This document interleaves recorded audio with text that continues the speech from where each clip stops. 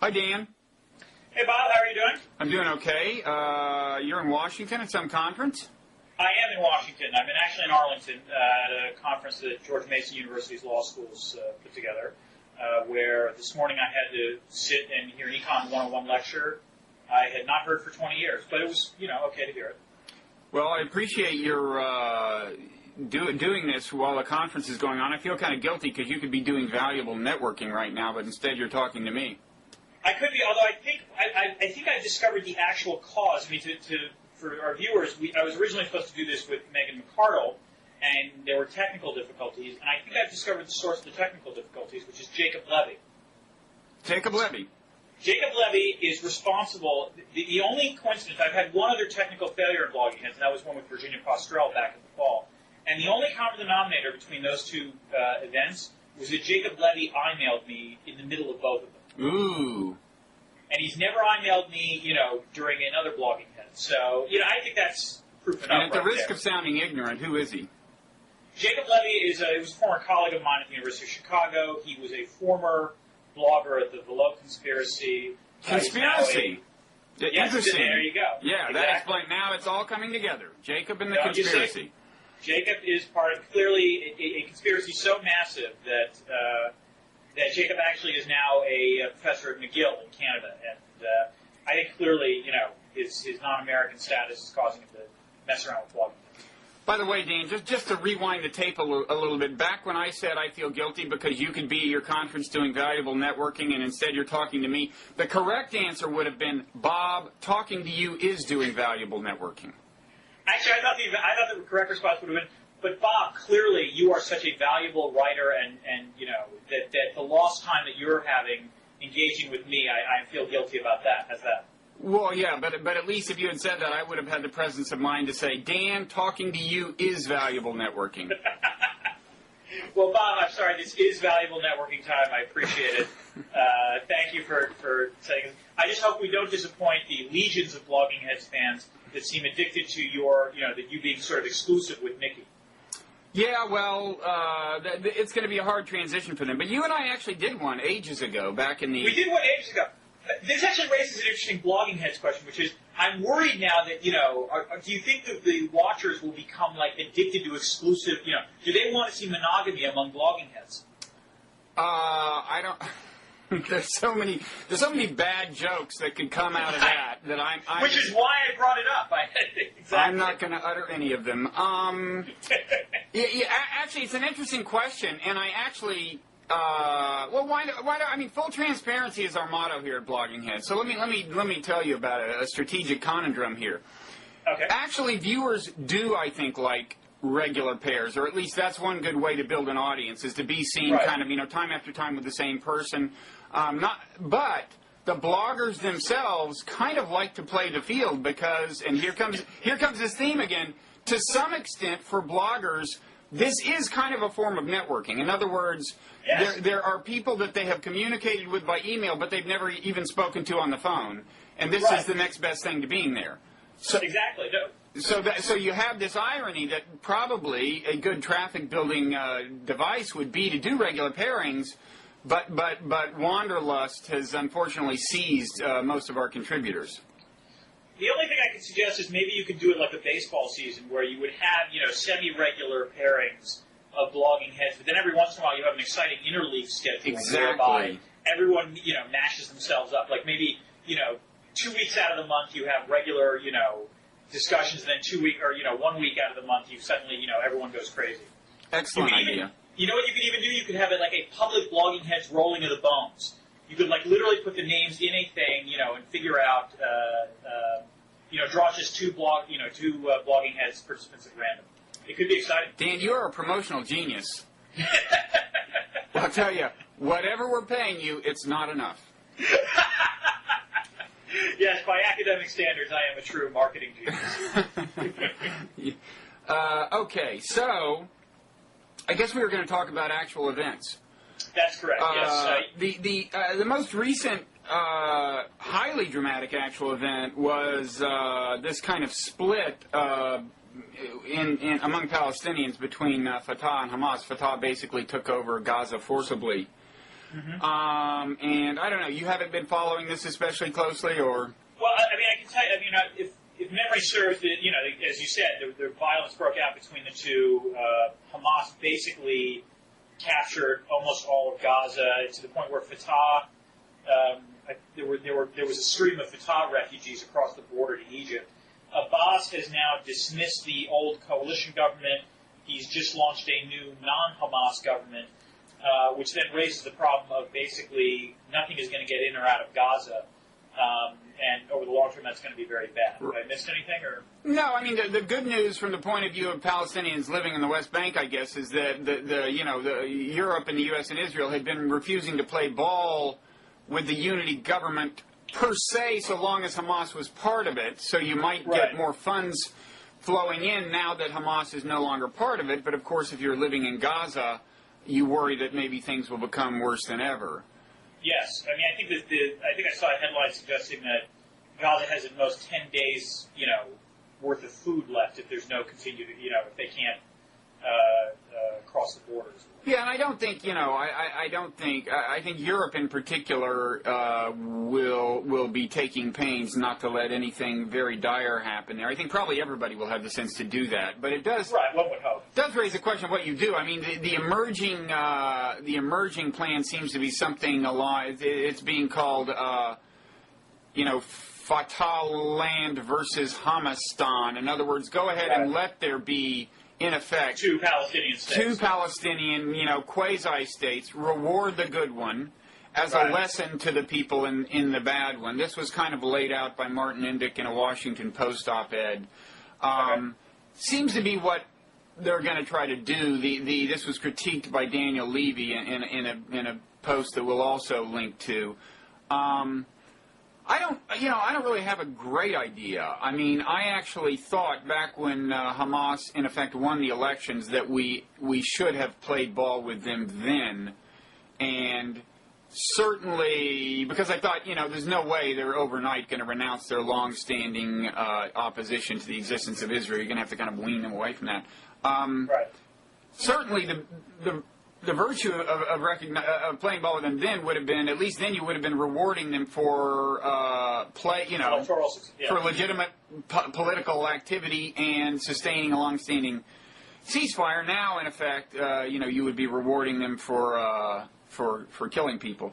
So I don't know what to do. On the other hand, it's hard for me to imagine this kind of, a new kind of two-state solution, you might call it, the Fatahland versus Hamastan. It's hard for me to imagine the end game, the process by which Hamas kind of, I don't imagine Hamas kind of capitulating on the one hand, now that their back's against the wall saying, oh, you were right all along, now we will recognize Israel. That doesn't seem to be in the cards. So I agree. No, in fact, I think it'd even go even further. I mean, Hamas is in control of Gaza. The assumption presumes that Fatah can actually run the West Bank. Now, the wild card in all this is I don't know what the strength of Hamas is in the West Bank, but I would be willing to bet that if this two-state solution, the sort of Palestinian two-state solution goes forward, Fatah, because they are so unbelievably corrupt, is not going to be able to manage the West Bank terribly well. And what you're going to wind up having is Hamas, growing strength in the West Bank as well. So I'm not sure it's a stable solution is the problem. Yeah, well, the other thing is the fact that Fatah will be backed so conspicuously by the U.S. and Israel will not shore up their credibility in all Palestinian circles. Right. Especially if that's coupled with visible suffering on the part of Palestinians in Gaza. Right. And, I mean, this goes back to a larger problem that I think, promoters of democracy in the Middle East, back in the 90s, there was a genuine belief that that if you gave the Palestinians some measure of democracy, it would work well in terms of fostering a two-state solution, because then the Israelis could actually trust the Palestinians. The problem you've got, and again, this also goes to Iraq, is that it's clear that there are parties in the Middle East that are perfectly willing to play the democratic game, but that does not necessarily mean they're willing to give up the extra-legal means through which they can influence policy. In the case of Hamas or Fatah, the fact that they actually, can engage in terrorist attacks on each other. Forget Israel at this point. Mm-hmm. They can engage in armed attacks on each other. So the problem is that, in in a lot of the rest of the world, the notion is that democracy crowds out other forms of political contestation. The problem you got in the Middle East is that, Democrat elections don't necessarily have anything to do with other forms of political contestation. It just adds another layer. Right. No, it seems to me you have to use... the election would have been the mechanism by which you got Hamas into a position of political leadership, after which the actual challenge arises of using levers at your disposal, including acceptance in the international community, to start changing their behavior. And it would be a long, slow process, and that's one reason that solution was not appealing to people to begin with, even though it seemed to me the least bad alternative. It's a mess, and I also wonder, the kind of two-state approach, won't that, one great concern about Hamas is that more and more they're getting support from Iran, and won't isolating Hamas in Gaza tend to drive them more thoroughly into the arms of Iran, or am I missing something? I suppose it would, although one could argue that keeping them... It's going to be tougher for Iran to influence. Maybe this is just simple geography, but it strikes me that it will be tougher for the Iranians to communicate with Hamas in Gaza as opposed to the West Bank. The fact is, it's much easier for the Israelis and the Egyptians to just, cut off Gaza in a way that it's not necessarily the case of the West Bank because of the long border with Jordan. So my just, gut level assumption would be that the Iranians would have much more influence over these groups, assuming that they're in the West Bank as opposed to Gaza. Yeah, maybe oddly, a goal should be to make Gaza and Hamas quite dependent on Egypt relative to Iran, because that's a much better conduit of influence for us and a healthier one. I think, and it's worth pointing out. I agree with you that it would have been interesting if, once Hamas won, if the U.S. had been willing to say, okay, let's move forward on the hope that they eventually moderate their views. And we didn't handle that terribly well. But on the other hand, I'm not sure Hamas handled it terribly well either. I think they were genuinely surprised once they took power that other parties actually expected them to change their position on this, and that there would actually be real consequences to not doing it. Yeah, well, I think everybody was surprised. I will say this, and I actually did I remember bringing this up in a dialogue with Mickey at the time. I fairly, maybe not comprehensively, but I paid a lot of attention to what Hamas leaders were saying in the immediate aftermath of the election. Right. And they were all going to tremendous pains not to reiterate the traditional opposition to an Israeli state. I don't think you can find any of them saying that. And there were several of them, I had them on tape, on TV, being asked about it. And they were going through these awkward locutions. They definitely were not reiterating the standard opposition to the state of Israel. They seemed to understand that it was not in their interest to do that right away. But the story that emerged, because of the way we had set the goal line, that is to say, are they going to renounce their traditional position? The story that emerged was, well, Hamas has not renounced its traditional opposition. Right. And of course they're not going to renounce. That was an unrealistic expectation. So I thought I actually saw a certain amount of, now it may have been totally disingenuous and cynical that they were refraining from laying out the traditional doctrine. But if memory serves, also wasn't it a question whether they were speaking in English as opposed to Arabic, because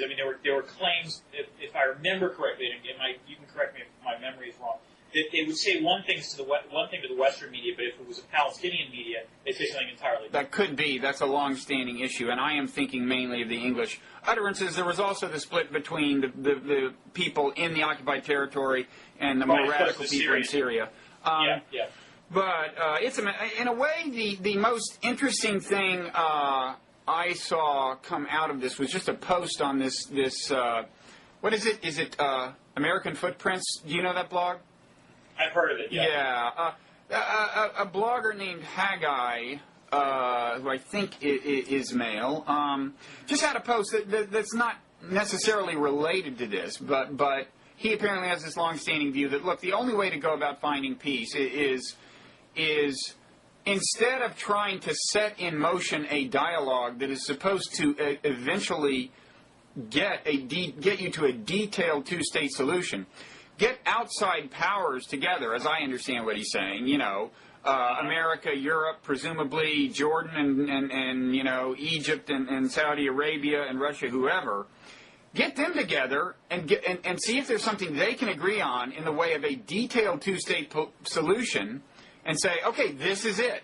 You know, if we think this is reasonable, if you don't agree to it, you're part of the problem. And that's something you could actually do even in this situation when you have, in effect, three parties. In other words, put something reasonable out there.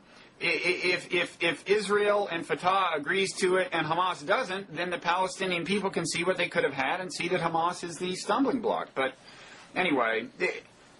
It's possible. I mean, there's some issues that crop up immediately. The first is that it's not clear to me that you can get the quartet plus whatever to necessarily be on the same page. I mean, the U.S. is going to have slightly different positions on this than other countries, and it's not clear that there's a bargaining set within the group of actions you're talking about.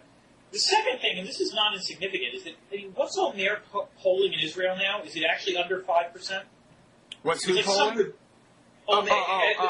It's low. It's low. It actually makes George W. Bush look popular.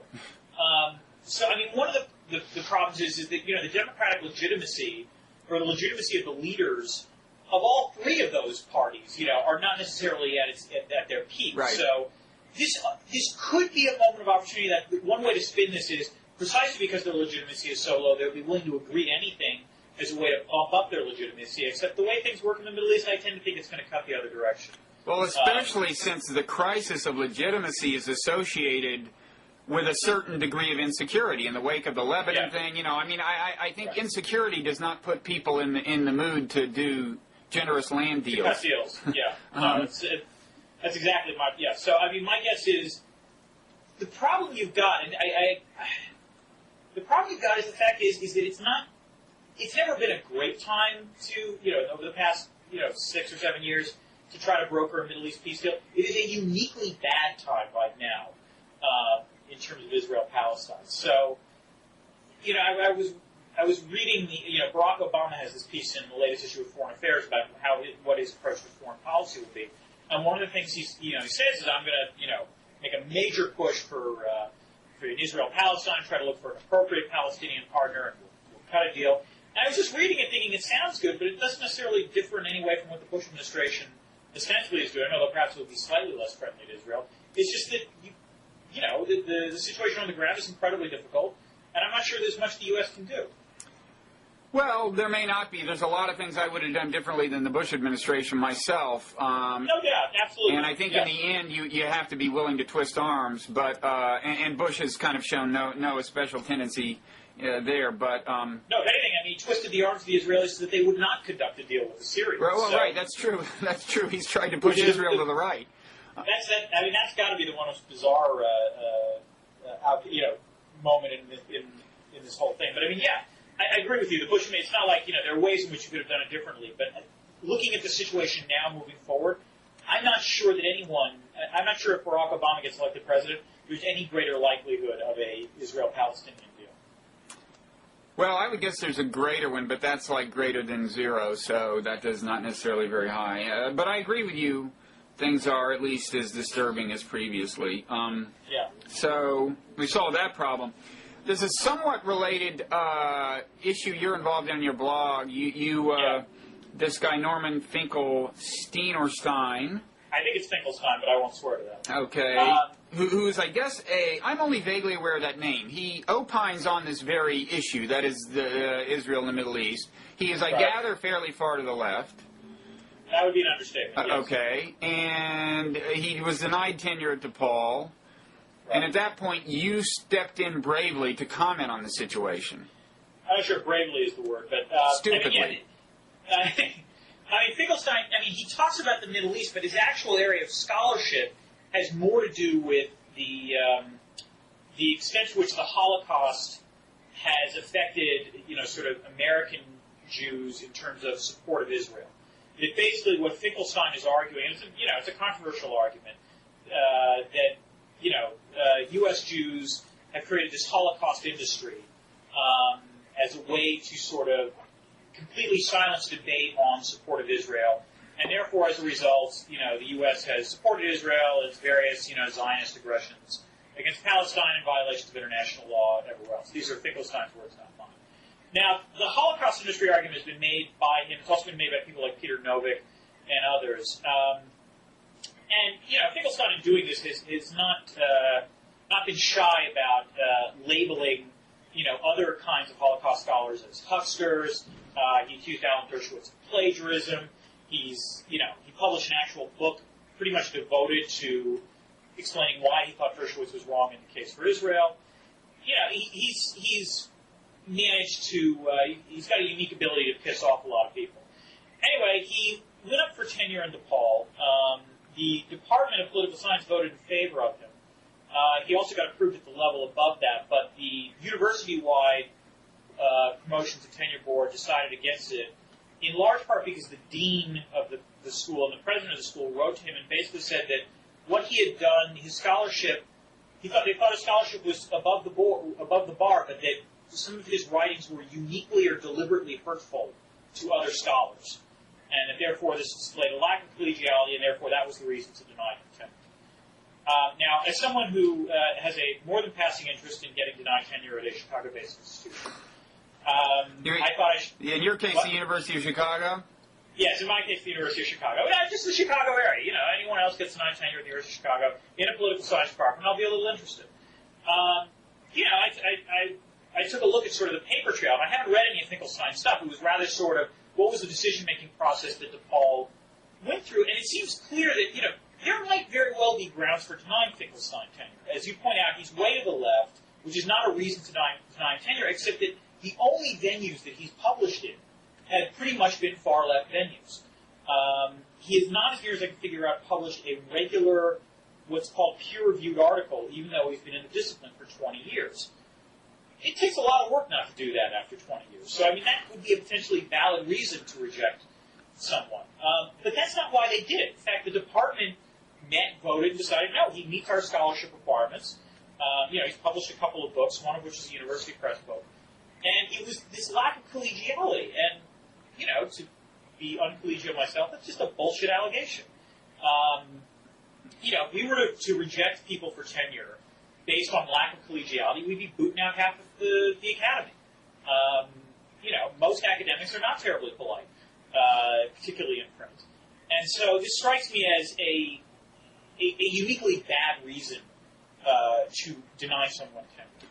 There might have been others, but that's not the one they used, and they had the opportunity and they chose not to use it. So I got to say, I don't think DePaul acquitted itself terribly well during this. So if they had said the problem is that he has not published any refereed papers, you would have been fine with that, with their denying tenure? I would have been fine with that. Yeah, DePaul is, to be blunt, not the greatest, political science department in the world, but, it's a respectable university.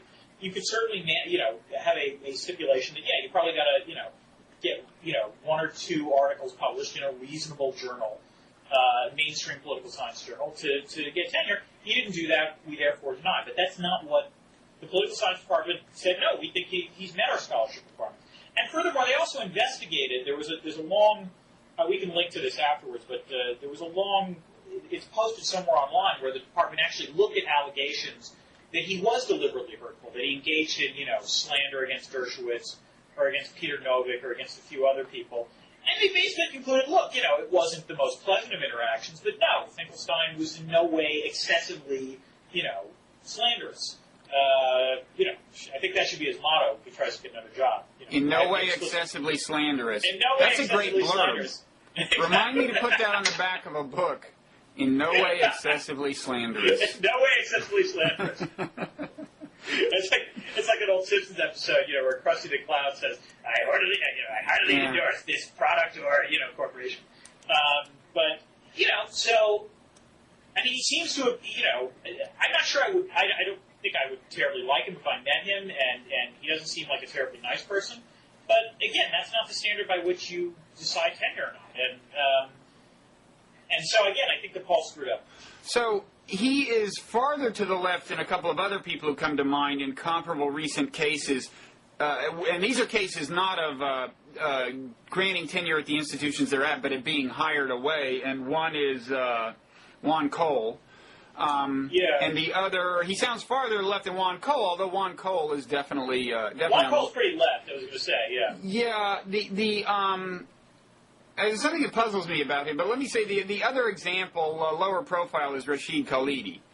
who I think was courted by Princeton, and somebody kind of intervened. Yeah, although let's be clear, Khalidi was at University of Chicago with I think an endowed chair, and then got lured away to Columbia, where he has an endowed chair. If Khalidi's going to claim that he's done pretty well for himself. Yeah. And I think part of the reason Finkelstein gets into trouble is that, and this actually might be it is where the collegiality does play an issue, because it actually blunt. Even if tenure decisions should not, factor that sort of stuff in, I do think sort of external raids do factor this kind of stuff in. In other words, if another department was thinking, hey, Finkelstein's published a lot of stuff, he's making waves, maybe we should hire him, if you read the stuff and he comes across as particularly nasty, that will actually have a deterrent effect, I think, on other universities. Yeah. And so it is something of a paradox that I do think the ability to play nice with others, not nice in the sense of, I'm going to hold off criticism, but rather I'm going to do the criticism in a constructive manner, not doubting your, motives in whatever you say.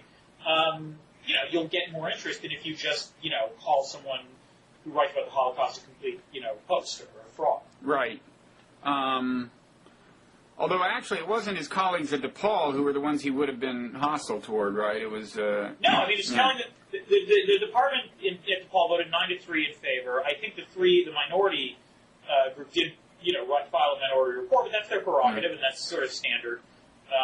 There's nothing wrong with that. I mean, again, it sounds... And he was also apparently got decent teaching ratings as well, which at a place like DePaul should matter. So, this is one of those things where, as an academic, you believe in academic freedom as a, general value for promoting the marketplace of ideas. This is the kind of thing where even if I find the guy's ideas repellent, it's precisely because I find the guy's ideas repellent that I want to make sure that if he meets the necessary criteria, he gets tenure somewhere. Because it's, it's easy to point out when someone, got screwed because you're sympathetic with their views. I can't stand this guy's views, and I think he got screwed. And you posted to that effect, and were reminded once again why bloggers generally shy away from posting anything related to Israel, right? No, it's true. I do not normally blog about Israel-Palestine stuff. I waded into the Israel lobby business when John Mearsheimer and Steve Walt published the essay last year, and God help me when the book comes out. I'm not looking forward to that. You don't want to do a Blogging Heads with Mearsheimer, your old colleague at the University of Chicago? You're proposing that I do a Blogging Heads with Mearsheimer on the Israel lobby. Yeah. I will accept that throwdown. Will you? Absolutely. I'm daring you, John. I will. I don't think John will do it, but I'll be happy to. You might be surprised. When somebody's got a book coming out, they're generally willing to do a lot of stuff. That's possibly true, but I suspect John will not want to do it. But now that you've publicly challenged him, Dan, I mean, this is a gauntlet throwing. And I'm throwing down. I'm gauntlet throwing down. Absolutely. That's an intriguing suggestion. Excellent. Anyway, but the point is that whenever as a blogger, I've found if you talk about Israel-Palestine, it's just a no-win proposition because the comments immediately get nasty. I mean, I posted this on my blog, the sort of standard comment I got, which is like, long blocks of unindented prose where, the Zionists are worse than the Nazis or the Palestinians are worse than the Nazis. The Nazis have to get brought up one way or the other. I mean, there's so much passion on both sides of this issue that it's almost unfathomable to most people who are interested in this issue that someone can come in and say, well, I'm not going to decide what, the Finkelstein case based on what Finkelstein's arguing. I'm going to decide based on whether I thought the process was kosher. Right, so to speak. Exactly. The funny, I found when writing about this issue that there's basically nothing you can say that will not get you extremely hostile mail from both sides. Right, exactly. I mean, there's no position you can adopt whereby there will not be someone who is more extreme than you on whichever side you adopt. Yeah.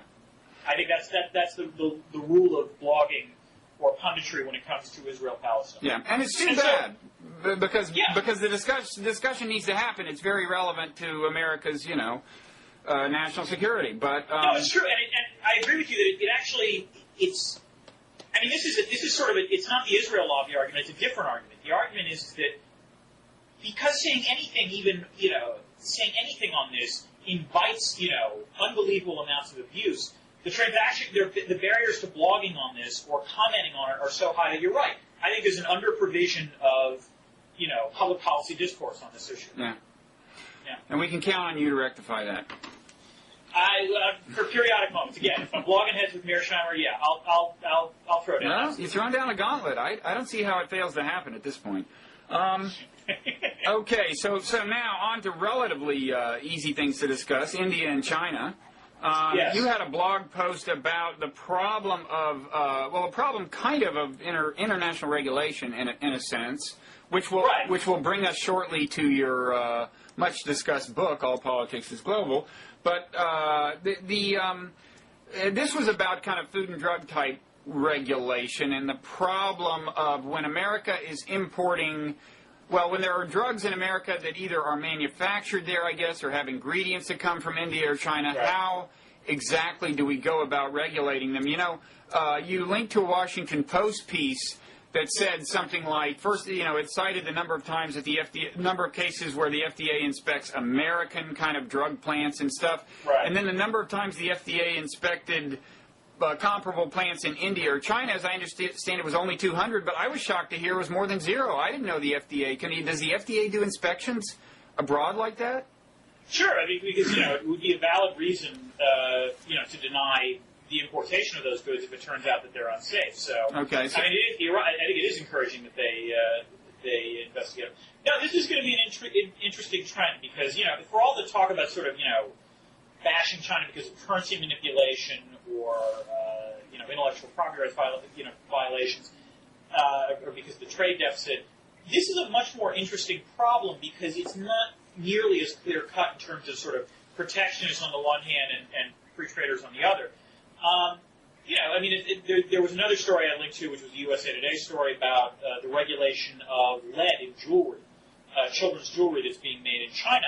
The FDA basically wants to issue a new regulation, or not the FDA, the Consumer Safety Agency wants to issue a new regulation saying, okay, there's got to be limited amounts of lead in child jewelry because children, being children, will put the jewelry in their mouth.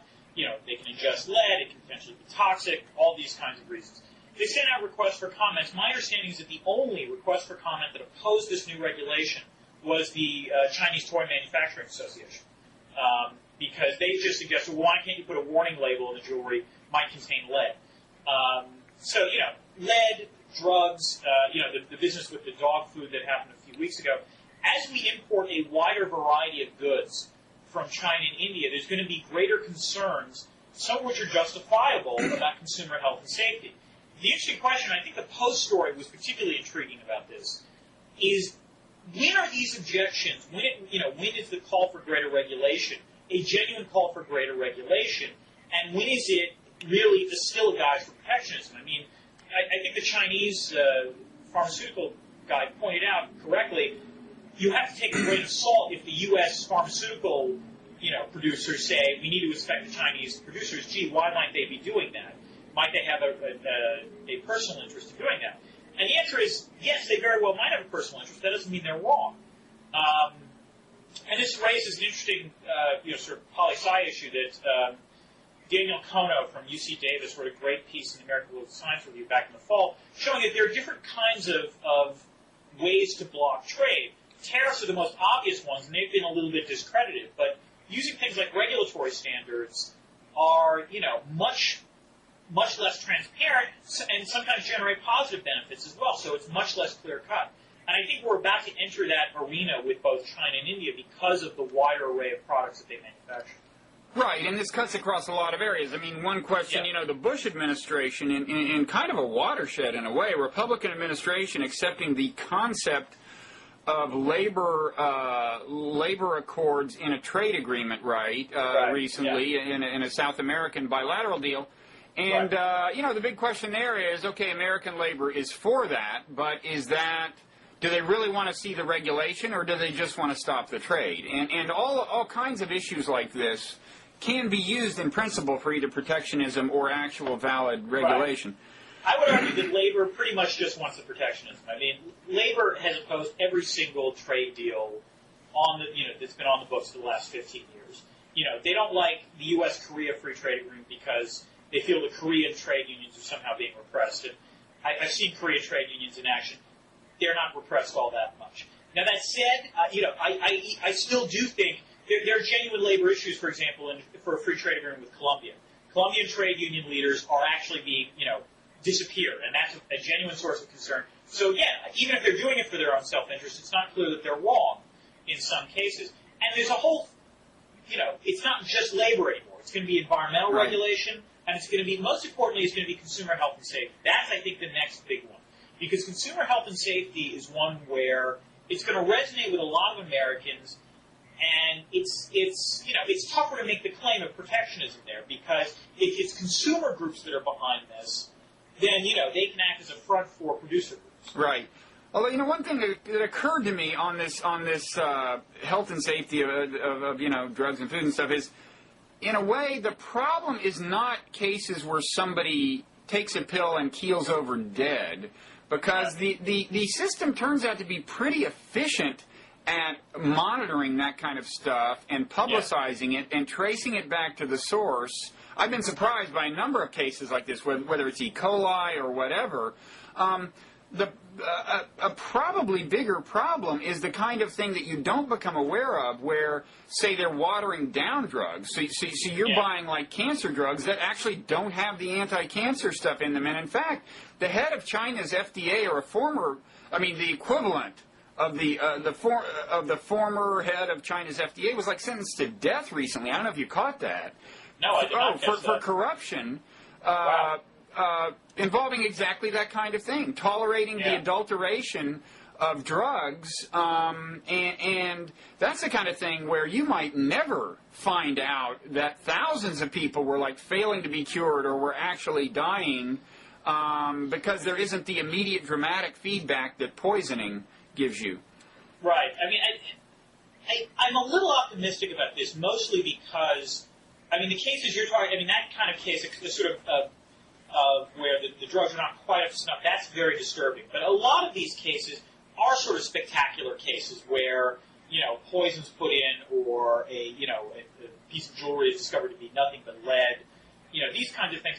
The fact is that, even Chinese manufacturers have to be concerned about their reputation after a certain point. So, if they get caught, if one of these scandals, they could pretty much kiss, the American market goodbye. And this is actually where the U.S. still retains significant amounts of market power.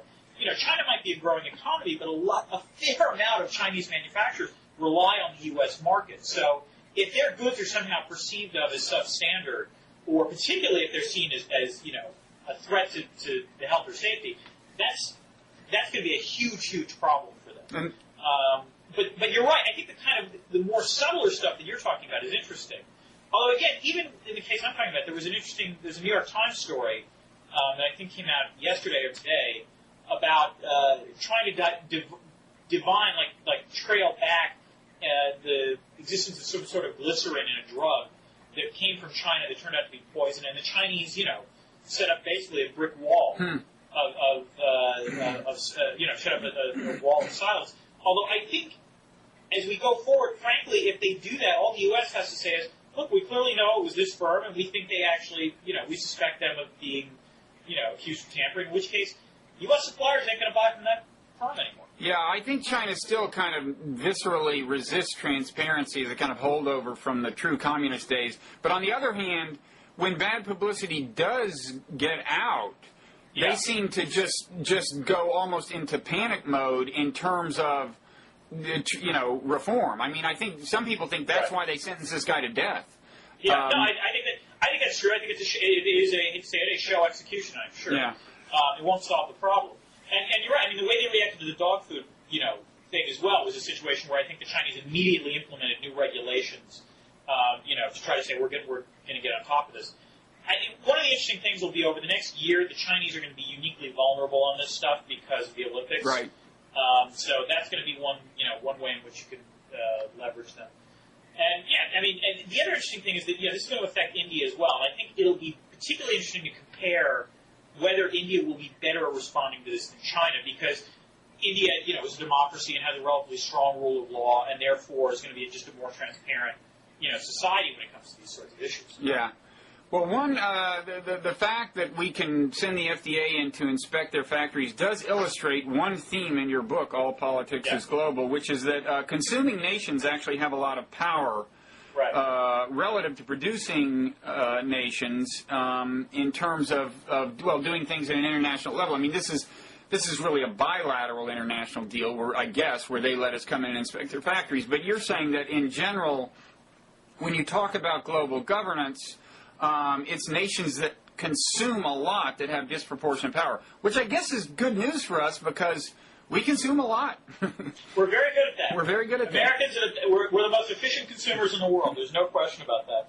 No, this is the theme of the book, All Politics is Global. And also there's I can shamelessly plug, I'm having an exchange now over at Cato Unbound with Cal Rastiala, Jeremy Rapkin, and Ann Florini about these issues. And they were pointing out, well, what about the rise of China and the rise of India? And, as I've certainly said in my foreign affairs piece and a few others, yeah, they're going to matter, but, they matter now as producers much more than consumers. And when it comes to regulation, I do think it's the consumption power that's more important than productive power. Okay, and I'm curious. You brought up Cato, which is of course libertarian, and you refer to yourself as a libertarian, I think. Right. But you don't on these international relations. You don't have what some people might assume is the default libertarian position. You would think that the extreme case of the libertarian position in international affairs is none of these international institutions should even exist. That's really not. I mean, you're not against, presumably, the existence of the WTO. You're not against the existence of the World Bank. You're right. I mean, I'm a little less friendly about the World Bank, but yeah, I mean, on the whole, given that it exists, I don't want to get rid of it. I mean, this is the difference between. I guess it's in part the difference between sort of when I have my political science hat on and I have my libertarian hat on. I mean, the book All Politics is Global is about the way the world is. It is not a lot of normative recommendations contained in it. So I really don't care what I would actually want to see happen. What I just want to do is describe what's actually happening. Now, that said, this does raise an interesting question about, well, how do I feel about that? On the one hand, I'm a libertarian. On the other hand, as a libertarian who studies international relations, I have almost an awe for the power of the state as an international actor to basically prevent, if it tries to compete against other forms of authority out there, like, let's say, multinational corporations, non-governmental organizations, even international organizations, on the whole, the state wins pretty much every time. And the more powerful states, tend to trump weaker states. So, part of this is that in the international realm is in some ways, the absence of world government is precisely what libertarians like to talk about. But there's also competing forms of authority. I mean, yes, the WTO exists, but it's not the only source of, let's say, trade authority out there. There's also, NAFTA. There's also the European Union. There's also a host of bilateral deals. There's ASEAN. There's competing and shifting fora. And that does actually impose a check on global governance, a libertarian-style check. Although, I'm not sure how effective it'll be. I mean, this is actually the subject of the book that I'm going to work on now, going forward. Okay. So, yeah, I mean, you alluded to one of your big themes, which is that the nation-state is bigger than some globalization aficionados would have it, for example, in controlling things like the Internet, all right? I mean, China is having more success in controlling access to information than, say, the John Perry Barlows of the world might have been saying, 15 years ago. Or even the Tom Friedmans and Nick Kristof, yeah. Okay, and I'm really trying to get kind of to the bottom of that and figure it out. I mean, on the one hand, I'm old enough to remember a fair amount of the Cold War. You're old enough to remember some of it. China is certainly much more porous to information than it was in the Cold War. On the other hand, you have a problem of controlling variables there because it has shifted to a free market system. If it had shifted to a free market system before the Internet, it would have to become somewhat more porous to information, right? And so it's hard to tell how much to attribute to the Internet. I mean, it still is my basic feeling that if a country wants to be truly prosperous, cutting-edge prosperous, that is to say, have a free market system and give people the tools they need to operate effectively within a free market system, which is to say tools of electronic information processing and dissemination, then it has to accept some real decentralization of power away from the state. It can choose to be just impoverished, like North Korea.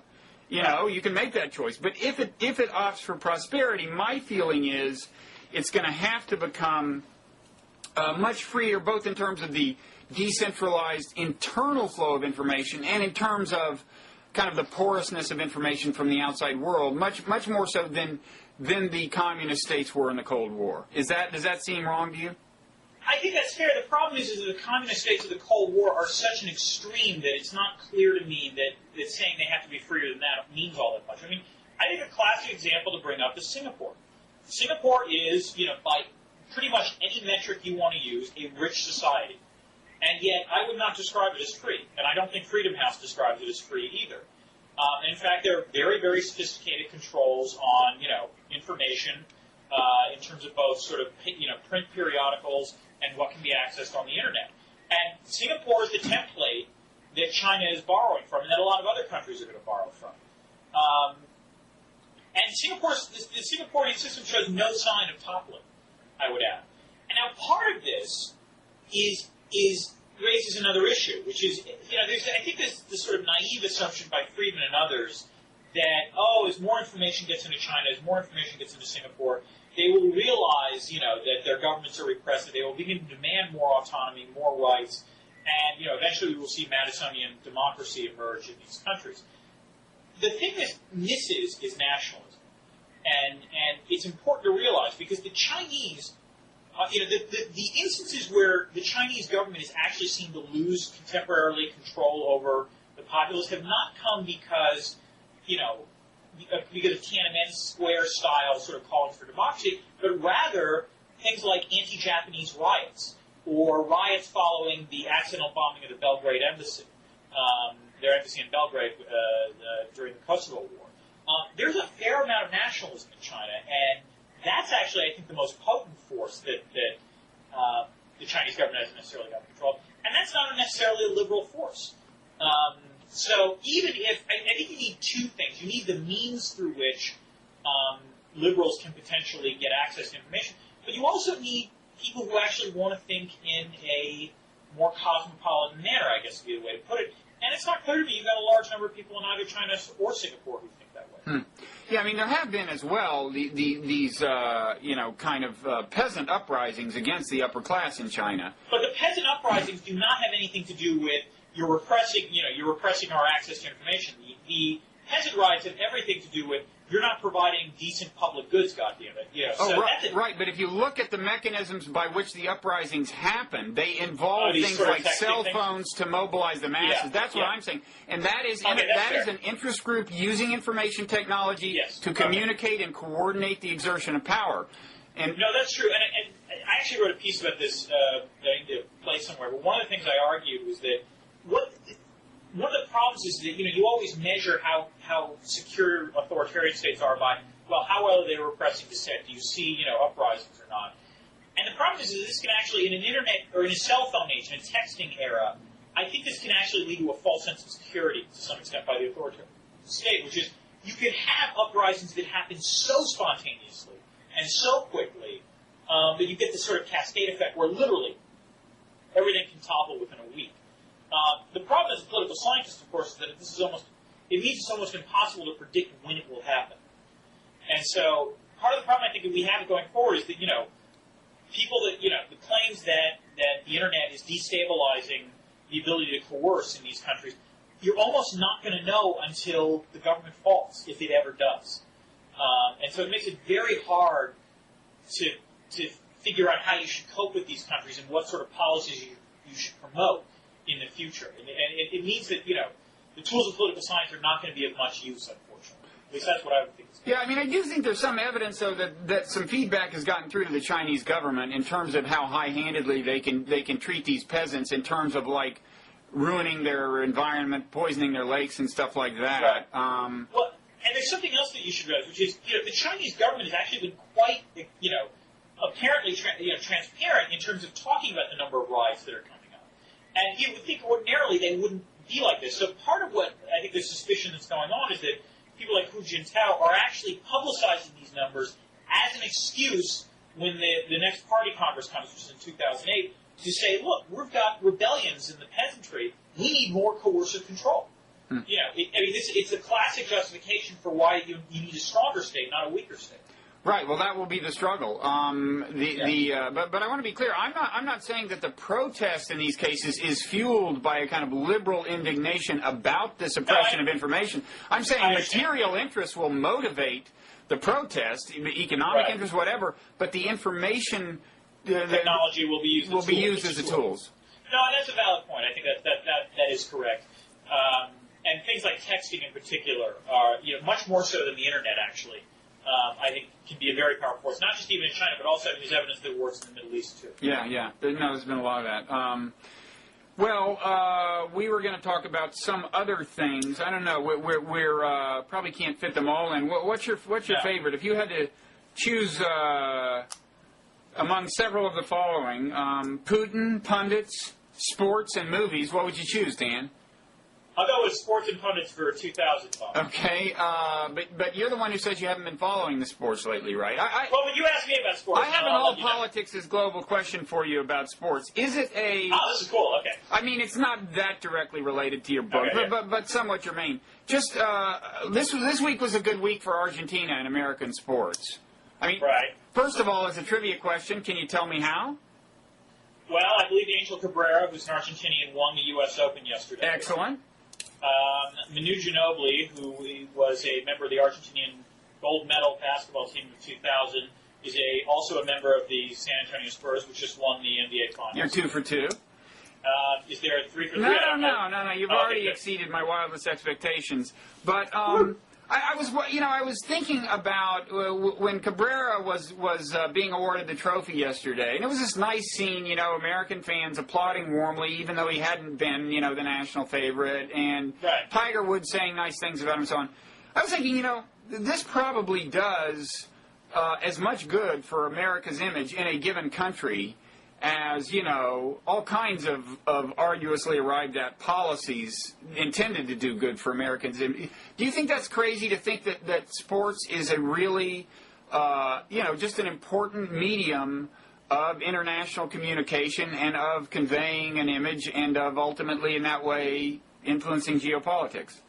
I think potentially. I mean, it's funny. I wrote a piece for the Washington Post last year called "The Soccer Wars" because when the World Cup started, there were these ESPN ads claiming that the power of sports, that like soccer stopped the war, because a country in Western Africa, and I can't remember which one now. God, it's awful. I think it's Guinea, Equatorial Guinea. The country by qualifying for the World Cup led to a ceasefire. I think the behavior of Americans the behavior of American fans and the receptivity to foreign players is actually something that I think the United States should justly be proud of, because the contrast, let's say, between how Americans, welcome Argentinian golfers, Serbian basketball players, Dominican, baseball players, there's almost at this point almost zero sort of racial antagonisms on that front. Whereas, let's say, a Nigerian soccer player in Europe will face those taunts, and it doesn't speak well for Europe. So I think that's true. And actually, I think, given that there's been all this roiling about the immigration debate over the last couple weeks, I think it's telling that, in fact, can you imagine how Americans would react if we suddenly imposed, immigration restrictions on athletes? But the only group that I think would support this, interestingly enough, are some players. I mean, Gary Sheffield got into some hot water. Are you aware of the comments he made? I'm not. About Hispanics or what? Yeah, Gary Sheffield was interviewed, he's a player for the Detroit Tigers. He's an outspoken baseball player and also got the most vicious baseball swing I've ever seen in my life at the plate. Sheffield basically made this argument that Major League Baseball was catering to, Latin American players more than African American players because the Latin American players can be under the thumb of the owners since they sign contracts such that they're afraid of being deported if they lose their job. Whereas African Americans know they're going to stay in this country. And, I think pretty much, again, it's a BS argument. because Major League Baseball has actually gone out of their way to start, developing, inner city baseball programs. And furthermore, no baseball team is going to say, let's not draft this kid because he's an American citizen. We can sign this other kid who's not nearly as good for less money. That's not how it works. Yeah, I mean, baseball owners, first of all, I think athletic team owners tend not to be motivated fundamentally by profit, which is good because a lot of them don't make money. They basically want, above all, to win a championship. Right. And it's hard to imagine, anything kind of getting in the way of that in their motivational structure. And also what Sheffield and a lot of people overlook is, they focus on the declining, and it's true, there's a declining degree of participation by, U.S.-born African Americans in baseball. That completely overlooks the fact that they have dominated other sports during the same era. And that partly what might be happening is not so much that Americans that blacks are being crowded out of baseball, but rather that when choosing between baseball as opposed to basketball or football, they will choose the latter two options because in terms of the contracts that are signed in professional sports, those latter two sports are athletes are much more likely to get larger amounts of money much earlier in their careers. Whereas in baseball, if you sign a contract, you normally are going to have at least 2, 3, 4 years playing in the minor leagues before you really get the big money. Whereas in both football and basketball, if you're drafted, you get to play almost immediately at the professional level. Okay. I accept your word on that. There we go. You've demonstrated your mastery of sports. Did you want to demonstrate your mastery of summer movies? Of summer movies? Yeah. No, except I will simply give my advice. Do not, under any circumstances, see Fantastic Four, Rise of the Silver Surfer. I went to see that movie yesterday with a friend. I feel very guilty about it because I promoted the box office sales, and dear God, it sucked ass. I will say I did see Knocked Up. I was going to ask, have you seen it? Yeah. I have not seen anything ever, but I saw the New York Times cover story on the director of that, and yeah, Judd Apatow. Yeah, and how is it? It is incredibly funny. It is both funny and actually real characters. It's an even better version of the 40-Year-Old Virgin. Because the 40-Year-Old Virgin was funny and it was sweet, but it was about, let's face it, a slightly oddball character, whereas this movie is much more, I guess the themes are a little more general, universal, I guess would be the way to put it. And what's funny about this movie is that, I saw it with my wife, we laughed our asses off when we saw it, and yet whenever we describe it to people, it almost sounds like a tragedy. The funniest parts are almost, it's got this Everybody Loves Raymond feel to it, actually. Did you ever watch that show? About once or twice. The thing about Everybody Loves Raymond is that it's very funny, and yet if you actually got rid of the laugh track, kind of pathetic. There's... What? Kind of pathetic? Not pathetic, but there are serious, grudges, between the family members, and that they're not necessarily reconcilable. And that there's some of that comes up in this movie, just about how men are idiots and but, that women can be controlling and, the ways in which marriages are, and having children, require almost constant negotiation between marriage partners. It's not an easy thing to do. Yeah. Well, the line on this director is that he instills kind of family values in a non-heartwarming, kind of ironic, yet, right. non-romantic, I guess, realist way, right? If I had to use 3 words to describe Judd Apatow's movie, it would be fucking family values. Because these movies are the most profane movies you can possibly imagine, and God knows they've got relatively, open ideas with regard to sex and drugs and rock and roll. But in the end, you're right. There are,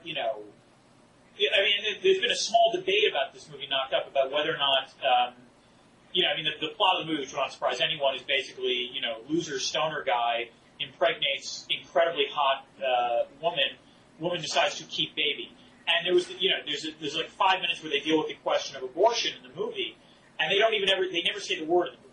And in fact, one of the characters sort of mocks this and says, "What about the rhymes with schmorschman?" And it's the way the movie framed it. It was clear that was not going to be a serious option. So you're right. In the end, these are about concern. And the 40-Year-Old Virgin was the same, in which the idea of just sort of casual sex was generally, in the end, frowned upon. That the idea was the Steve Carell character was right to wait until he got married, until he had sex. Okay. Well, that is family values. Those are family values. But the guy but the director is not right wing. I mean, he wouldn't be thought of as a conservative. He's not part of the Republican base, right? No, absolutely not. And as I said, if you were to bring a member of the Family Research Council to this, I suspect they would turn to ashes within the first 5 minutes of the movie. I mean, the language is unbelievable. In Knocked Up in particular, there are actual vagina shots during birth. I mean, it's incredibly disgusting. Well, that changes it. Yeah, it is, as you say. Lots of drug use, So, on other dimensions, look this way, it depends on what kind of family values you're talking about. If you're talking about the importance of love and marriage, incredibly family values. If you're talking about, drugs and other things, no, I wouldn't say it's terribly family value friendly. Okay. Well, so at least he's not preaching to the choir then. He is most definitely not preaching. This is part of the outreach movement for family values. No, it's true. In fact, I think I've actually heard discussions about this, about how, that guys are accusing Judd Apatow of making chick flicks that appeal to guys. Because in the end, these are obviously movies that young men want to see, but in the end, he's actually bombarding them with, chick flick values. It's an interesting combination. Yeah. Well, I should go, I'll add this to the list of movies that I shamefully have not seen. As my wife and I like to put it, Knocked Up is a sitter-worthy movie. So you've tossed out 2 or 3 blurbs for this movie. I mean, you've been working on this. I don't get to see that many movies, so when I do get to see one, I'm willing. Well, I've heard only good things about it, and I should really. So you think my wife would like it? I think you would. Yes, I think you would like it. I do. I don't know your general taste in movies, but assuming you're not put off by language or drug use, I think you'll like it. I'm not, and you think my wife would like it too? It's chick friendly. I think and my wife is a chick. It is a very chick friendly movie, and in fact, actually, the most interesting performance is by a woman, Leslie Mann, who is the director's wife, and right. She plays the sister of the woman of Katherine Heigl, and is both funny and tragic in the movie. It's a very interesting one. Okay, well, I mean, you're just like a Renaissance man. I mean, we've gone from your book on global regulation to sports to movies. And just finally, your book is kind of ironically titled, right? Because you're pointing to, in a lot of ways, how politics remains local. That's correct. Well, I mean, I opened with the point that the topics have now become debated globally, but in fact, the source of the preferences and the source of the power remains national, which was actually O'Neill's point when he said all politics is local. So yes, it's a play on words, but I like the title way too much to have said, all politics is not global. That would have been terribly boring. That would have been one twist too many, I think, on the original expression. And but I'd say you kept with me, point for point during this entire thing, so don't sell yourself short on this topic. Oh, that's so nice of you. I'll bet you say that to all the what am I? All the people like me. All my blogging head partners. All your blogging head partners. Finally, we did accomplish this gauntlet throwdown to John Mearsheimer, although it just occurred to me, this had been floating around in my subconscious, I guess, that you, in your blog, had referred to his paper on the Israel lobby as, if I recall correctly, piss-poor monocausal social science. Do I have that right? Yep, that is correct. Okay. So he may or may not accept your challenge, but you've thrown down the gauntlet, and we'll be in touch. I look forward to it. All right. Well, thanks a lot, Dan.